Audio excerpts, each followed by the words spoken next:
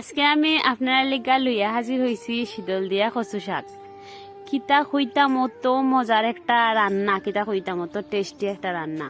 তে যতবারই ওই মুড়া কচুর বাগার সিজন থাকে আমি রেসিপিটা রান্না হরমুয়ে একদম কিতা কইতাম বেয়া তালা ভাল লাগে। মানে আমার একটা খুব প্রিয় রেসিপির মধ্যে পড়ে, এটার লেগে এটা আমি রান্না করি। এই কচুর সিজন থাকলে নর্মাল কচু দিয়ে আমি কোনোদিন বানাইছি না, যদিও ওই মুড়া কচুর বাগাটি দিয়া বানাই, ইটি দিয়ে খাইতে বেতালা স্বাদ লাগে। কিতা কইতাম মানে অমৃতর মতো লাগে। আর যারা যারা শুটকি পছন্দ করো তার কাছে তো খুব ভালো লাগবো, আর যারা শুটকি পছন্দ করো না তার কাছে এটা ভালো লাগতো না। কারণ আমি শুটকি বেতালা পছন্দ করি, শুটকি ছাড়া তো আমি অসম্ভব। যদি একবেলা দুই বেলা শুটকি খাই না, মনে হয় মা এগো না জানে কতদিন শুটকি খাইছি না। তে এটা বানানির লেগে প্রথমে দেখছো কচুটারে বাগ্গাটারে আমি ভালো করে খাইটা ধুই দিছি। এরপরে একটু লবণ আর একটু হলুদের গুঁড়া দিয়া কচুটারে আমি খুব ভালো করে সিদ্ধ দিলাম। যতক্ষণ কচুটা একদম ভালো করে সিদ্ধ হইয়া বর্তা হইতো না ততক্ষণ আমি কচুটারে সিদ্ধ দিই। সিদ্ধ দিয়া বাস কচু সিদ্ধ হয়ে গেছে, এখন কিতা কিতা লাগবো এটা শেয়ার করি চলো। একদম বেশি কিছু লাগে না, একদম কম মশলা, আহারি কোনো মশলা লাগে না। তো রসুনটার একটু চেঁচি লেছি আর শীতল দল দুই আর সব রেডি করে লিছি। ওখানে রান্দার ফালা ওখানে আমি কড়াইয়ের মধ্যে তেল দিয়া দিলেছি, বেশ কিছুটা পেঁয়াজ কুচি। পেঁয়াজটা যখন মোটামুটি একটা বাজা হয়ে যাব তখন দিলাম রসুনটা আমি চেঁচছিলাম, চেঁচা রসুনটি দিলাম। রসুনের পরিমাণটা একটু বেশি লাগে আর কি এই রেসিপিটার মধ্যে।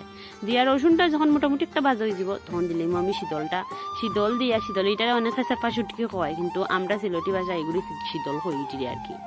তে ইটি দিয়া শীতল দিয়া যখন মোটামুটি শীতলটা যখন একটু তখন বাজা হয়ে গেছে তখন শীতলের খাটা খুটা যা আছে সব ফালাই দিব বাঁচিয়ে উচিয়া, কারণ খাটা তো খাওয়ানো ফললে বেজার লাগবে।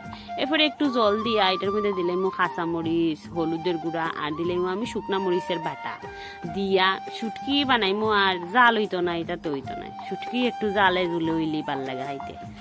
এরপরে মোটামুটি এটা যখন খসি দিব, মোটামুটি একটা ভাজা হয়ে যাব, তখন আমি আগে যে ফাঁপাইয়া রাখছিলাম ওটা কচুটা দিয়া এটারে খুব ভালো করে লাড়াইয়া সারাইয়া কচুটারে একদম সপ্তাহের লগে মিশাইলিম আর কি।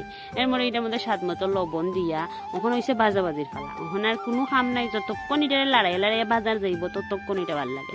মাটি চুলাতে রান্না করলে খুব ভালো হয়, এই রেসিপিটা খুব স্বাদ লাগে খাইতে। আংটাত বয়া রাখি দাও, একটু পরে লাড়া দেও, একটু পরে লাড়া দেও, কিন্তু গ্যাসের চুলা তো ফট করে নিচে লাগে দেখি তা হইতাম। এরপরে এটা লাড়াইয়া যত বেশি বাজবায় তত বেশি খাইতে স্বাদ হইব। বাজিয়া বাস রেসিপিটা ডান নামাই দিই। মোহন মোটামুটি একটা হয়ে গেছে। তোমরা অবশ্যই বাড়িতে একবার হইলেও বানিয়ে ট্রাই হইরো, খুব ভাল লাগে। আর যদি আমরা রান্না ভাল লাগে লাইক করিও, কমেন্ট করিও, ফলো করিও, আর শেয়ার করিও ভিডিওটা।